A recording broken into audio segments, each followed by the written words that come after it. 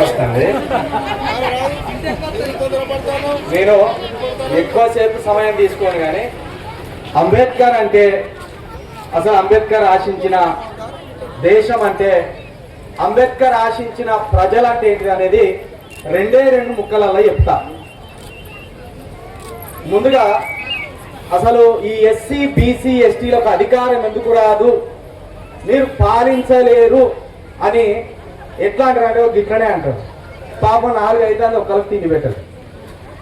ఇది ఓ విధంగా ఇక్కడ నిర్వాహకులు నన్ను తిట్టుకున్నా ఖచ్చితంగా ఇంకెక్కడ ఊర్లోనన్నా ఇది జరిగితే ఖచ్చితంగా 1 గంటల లోపు అసలే మన ఆకలి బతుకులు, ఈ ఆకలి బతుకులకు తిండి దొరకని జనం ఇది.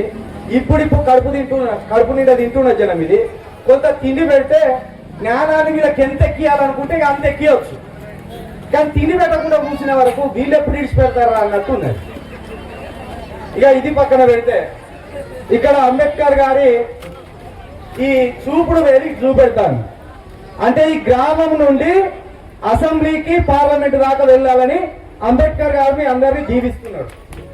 అది మొదట ఈ గ్రామంలో ఉన్న యువకులందరూ స్ఫూర్తిగా తీసుకోవాలి.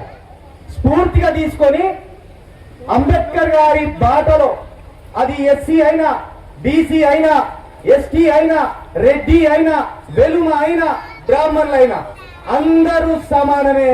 ఏ ఒక్కరికి 10 చేతులు లేవు, 20 కాళ్ళు లేవు, 25 తలికాయలు లేవు. అందరూ ఈ దేశంలో పుట్టినోళ్ళు సమానమే అని చెప్పింది మొట్టమొదట డాక్టర్ బాబాసాహెబ్ అంబేద్కర్ మాత్రమే. ప్రపంచవ్యాప్తంగా వర్ణ వివక్ష ఉన్నది. అంటే నల్ల జాతి ప్రజలు తెల్ల జాతి ప్రజలు అనే ఒక వివక్ష ఉన్నది. కానీ భారతదేశంలో మాత్రం 647 కులాల మధ్య వివక్షే ఉన్నది.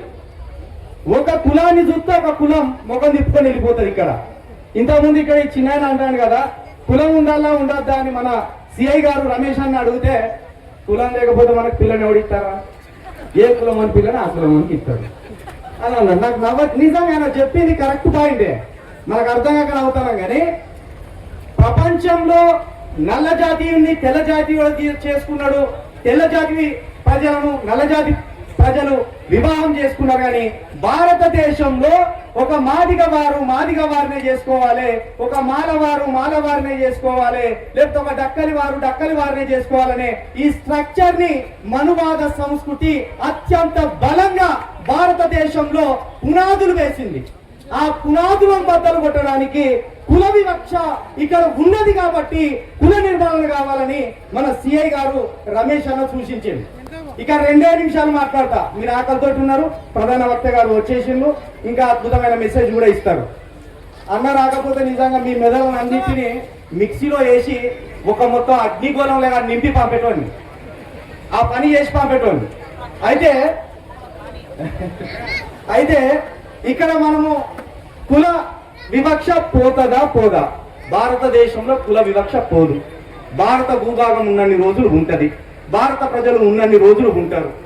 కుల వివక్ష పోదు, ఇక్కడ కులం నాశనం కాదు, ఇక్కడ కులం చంపబడదు. ఇది విద్యావంతులుగా ముందు మీరు తెలుసుకోవాలి. కానీ కులాన్ని మనం దాటాలి. ఎట్లా దాటాలి? చదువు ద్వారా దాటాలి. ఏ విధంగా దాటాలి? అంబేద్కర్ లాగా దాటాలి. ఎట్లా? అంబేద్కర్ లాగా చదవాలి, అంబేద్కర్ లాగా బతకాలి, అంబేద్కర్ లాగా ఎదగాలి. అప్పుడు మాత్రమే మనం కులాన్ని దాటగలం, లేకపోతే మనం కులాన్ని దాటలేం. ఈ ప్రపంచంలో వివక్ష మీద కొట్లాడిన మహానుభావుల్లో మార్టిన్ లూథర్ కింగ్ నల్ల జాతి ప్రజల కోసం కొట్లాడితే, బాబాసాహెబ్ అంబేద్కర్ గారు ఇప్పుడున్న 29 కోట్ల దళితుల గురించి భారతదేశంలో కొట్లాడిండు. అప్పుడు 19 కోట్ల వరకు ఉండే ఆ దళితుల కోసం కొట్లాడిండు. అయితే ఇక్కడ మనకు చెప్పేది చాలా మంది, కొంతమంది చెప్పేది ఏంటంటే బాబాసాహెబ్ అంబేద్కర్ ఒక దళితుల కోసమే కొట్లాడిండు, ఒక దళితుల కోసమే చేసిండు. మరి మా ఇంట్లో ఏమన్నా నిండినాయా? మాలమారి వల్ల నిండేమన్నా మొత్తం పుట్లే నిండినాయా? ఏమో నిండాలన్నా మొత్తం బంగారుమయమైందా? కాదు. బాబాసాహెబ్ అంబేద్కర్ గారు తలికాయ ఉన్న ప్రతి వ్యక్తికి విలువ ఇవ్వాలని ప్రతి వ్యక్తికి ఒక చట్టం చేసిపోయింది. ఆఖరికి బ్రాహ్మణులతో సహా చేసిండు. మనకిచ్చిన రిజర్వేషన్స్ ఇప్పుడు ఈడబ్ల్యూఎస్ రిజర్వేషన్ రూపంలో ఓబీసీలు, రెడ్డిలు, వెలుమలు, బ్రాహ్మణులకు కూడా వచ్చినాయి. కాబట్టి రిజర్వేషన్ మనకు ఒక్కరికే లేదు, అందరికీ ఉన్నది. కాబట్టి బాబాసాహెబ్ అంబేద్కర్ నినాదం అంటే ఓన్లీ సమానత్వ నినాదం, సమానత్వ నినాదం. ఇక్కడ బుద్ధుడి గారి విగ్రహం, బుద్ధుడి గారి చిత్రపటం పెట్టింది.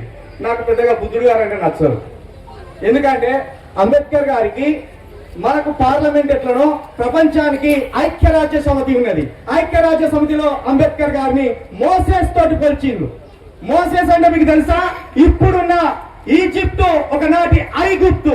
ఆ ఐగుప్తులో ఇజ్రాయెల్ పడుతున్న వేదనను చూసి ఆ జాతి బిడ్డ అయిన మోసెస్, మనం అందరం మోషే అని పిలుచుకుంటాం. మన దళిత క్రైస్తవులందరూ మోషే అంటారు.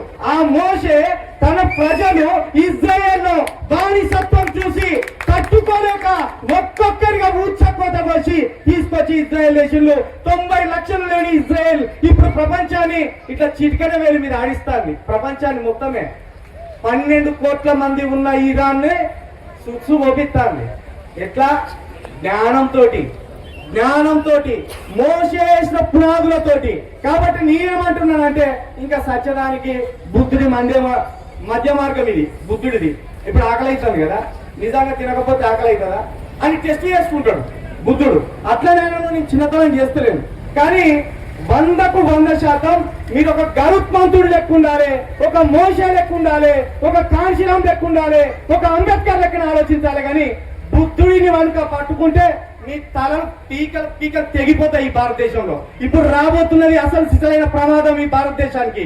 మనువాదులు ఇంకా విచ్చలవిడిగా ఇక్కడ వెర్రిగా ఆలోచనలు చేస్తున్నారు. కాబట్టి చివరిగా మళ్ళొక్కటే, ఎక్కడ మొదలు పెట్టిందో అక్కడనే చెప్తున్నా. మళ్ళా అంబేద్కర్ లాగా చదవండి, అంబేద్కర్ లాగా బతకండి, అంబేద్కర్ లాగా ఎదగండి. మాత్రం ఈ ఎలుకుర్తి ప్రజలకు ఈ బాబాసాహెబ్ అంబేద్కర్ గారి విగ్రహ ఆవిష్కరణ సాక్షిగా మీ అందరికీ చెప్తూ జై భీమ్, జై తెలంగాణ.